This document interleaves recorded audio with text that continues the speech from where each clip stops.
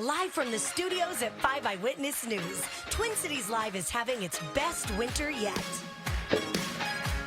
Hey guys, welcome into Twin Cities Live on this Monday. It's a fresh week. Lindsey Brown, how are you? I love a fresh week. You know, Mondays can be tricky, but they also just have so much promise and opportunity to have a great week. Well, look at you. I know. I worked yesterday, so it's kind of my Tuesday. Oh, as you can tell, Lindsey Brown in for Elizabeth. She has the day off. She'll be back tomorrow. But yes, you're very optimistic this week, although this is, like you said, your Tuesday. Yeah, and weather really does help. And oh my gosh, we had some pretty remarkable summer weather this past weekend. Yeah, it's been incredible, incredible. We're going to get to all of that as well, just find out what you did over the weekend. But you guys, we have a great show for you. The DeRoches are back from Hawaii. We did a little bit of mingling with them in Hawaii. Then they extended their trip to Maui, so they are finally back. They're here to talk about multi-generational homes.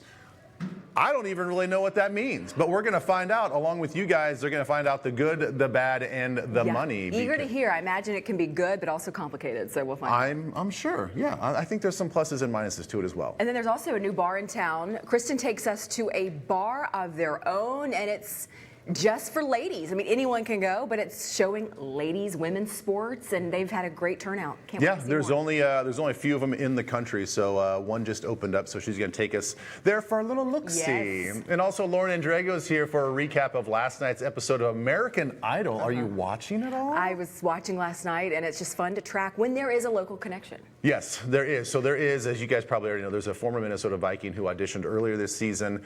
We did a feature with him. I sat down with him.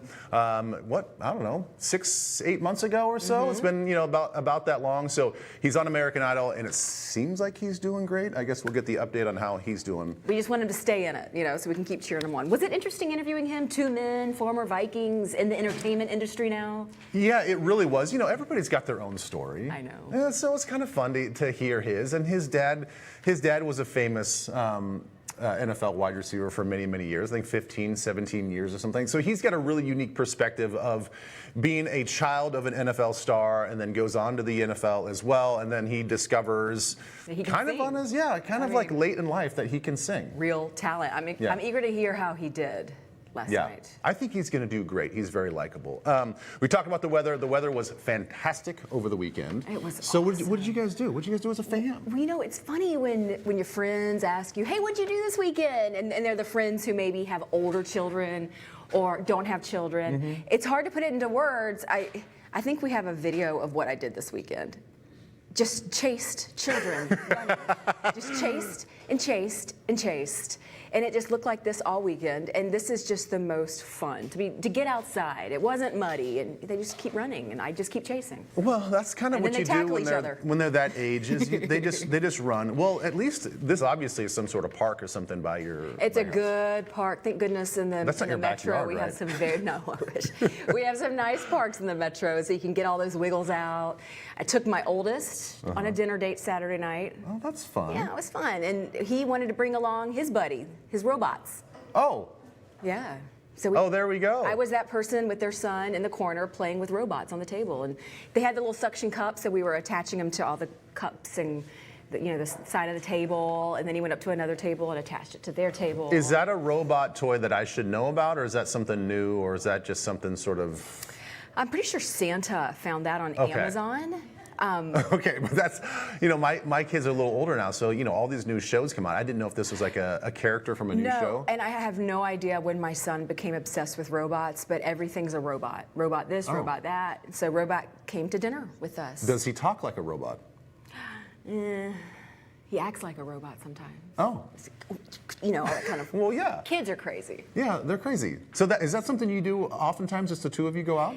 Yeah, we'll go as a family, but he's the oldest. So right now it's actually fun to take him to dinner and leave the 2-year-old at home who's just insane at dinner. And then when you go with a 4-year-old, you're like, wow, you're becoming a human. I know. They have maybe not great table manners, but they're better. They sit there. They sit there. He told me he wanted a kitty cocktail, like a Shirley Temple. So he had that. And then it was amazing to be like, Brown, his name's Brown, do you want dessert? Of course. It's like, wow. how fun to just have someone to share all those things with. It's just, as you realize your children are getting older, it comes with a little heartbreak, but also it's so fun. Oh, it's a lot of fun. I would suggest doing that. You keep doing that tradition, taking them out separately, and just leaving at least one behind, and they get to have that little bit of me time with mom and dad. Yeah, that me time, and then they're not feeding off of each other the entire time, which they do, and it's fun what do you to mean? watch. Like they touch each other all the time and constantly poke at each other? And steal each other's things Right. constantly, and then want each other's food, and Yeah. that's just parenting that you have to learn on the job, and sometimes it's easier just to separate. Yeah, it really is. My kids still do it, but my boys are 9 and 12, and they still poke at each I other was the whole time. wondering at that age difference Well, and yeah. at their age now, but they still do. Just kind of Yeah, they still torment do. each other. Look, I still get together. Whenever I get together with my brothers, we'll still poke and prod each other, kick each other in the butt. It's like it's just we don't stop. But does it turn into like a wrestle fest? No, still? not anymore. But it Right, will. okay. It won't. But my dad's pretty handy. He is fixed. I mean, I bet you he fixed 3 or 4 holes in the wall when we were growing up. I mean, somebody's butt will go through the wall just messing around, or somebody gets mad. I remember my brother Aaron got really mad at us, and he put his fist through a wall. Oh yeah. And your parents were just like, whoa. At least, like I said, at least my dad was handy. He would just cut out the little fist hole and put in more drywall. Yes, he learned he better be. So But we were your boys are outside. going to be way more chill than we were. I can just feel it. You guys are. You'll be Okay, fine. Well, all right. Well, we did a lot of outside time. It looks like you did some sports. Yeah, we had some sports. My daughter Ames has had kind of a crazy month. She had a bunch of equestrian shows in Florida, and then I took her to Omaha a couple weekends ago for on the volleyball, road. and this is her down at the Northern Lights facility. They had like a little series. I think it was like the Molten Series. They just do these like little in-metro tournaments over the weekends.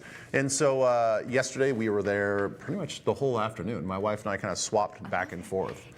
I would imagine volleyball is fun to watch. I like it. I would think so because it's constant motion, and to me it's one that's easy to follow. Who has the ball and who Yes, gets to serve? I love it. I love it. When we were in Omaha, I shared this with the viewers as well.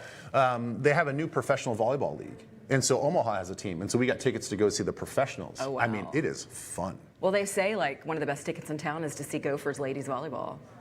So I believe and I've done that, and I've been on the wrong end of getting tickets late and realizing, oh, they've been sold out for like a month. Like, duh. Yeah. You can't. That's not just a late ticket. You have to get that well in advance. Also, on Saturday, this is really fun. This was actually pretty heartwarming for myself. So that's the fire chief Andrew on the right of Edina and the police chief on the left, and they had kind of their joint first ever crime prevention fund event on Saturday night. They asked me to come in and just say a few words, and it was especially touching because not only do I fully support everything that these police officers and firefighters do, but at the same time, with everything going on in Burnsville the last couple of weeks, I didn't realize how much everybody in the metro just chipped in and helped out. Oh, everyone.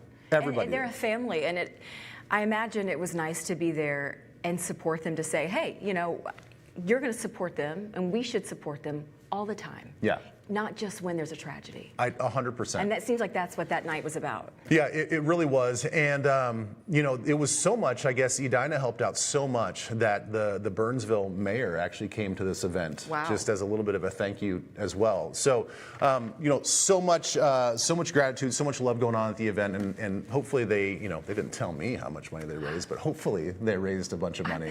That's a really neat one to be a part of. Yeah. That was rewarding for you, too. Yeah, it really was. It was good, and plus, maybe every once in a while, maybe, you guys, in Edina, if I get a speeding ticket, just let me get off. Now that you've said it, you're definitely not. Yeah, if you guys pull me over and I'm going a little bit fast, maybe it'll get me out of going one speeding ticket. Hopefully that gets me one speeding ticket off. I don't know about that.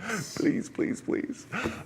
Speaking of sports, this is a huge week. Huge week. So as you guys probably already know, it's the boys state hockey tournament. It starts on Wednesday. You can see the coverage starts at 11 a.m. right here on the 45 TV channel. They're going to have all the action all weekend long. You can keep tabs on the tournament with scores and highlights on the State Hockey Central page at kstp.com. Look, the full lineup, this is craziness. War Road, New Ulm, St. Cloud Cathedral, Northfield, Hermantown, Alexandria, Matamidi, and Orono. That all takes place on Wednesday. And then the two-way quarterfinal, Chanhassen, Rochester, Centennial. And then you have Elk River, Zimmerman, White Bear Lake, and Grand Rapids. And then you see Edina in there. Here's the deal. Yes. Okay. I may be getting in a little bit of maybe a little trouble for this because I'm saying this on air, but you know we're kind of On top in this. of trying to get out of speeding tickets. We're in this like official, unofficial world of sports betting. Okay. Yes, that's true. So this morning on KFAN Radio on the Power Trip Morning Show, I took a $100 bet with Mike Mussman from K102. Okay. I'm taking the Edina boys to win the state championship versus the field. So if anybody other than Edina wins, I lose 100. Oh. If Edina wins, I get the 100. But it's a decent bet. It's a decent bet. Knowing the history. Because knowing the history, and so Minnetonka lost. Minnetonka studs, they got upset. So they're out. Now the next best team probably is Edina.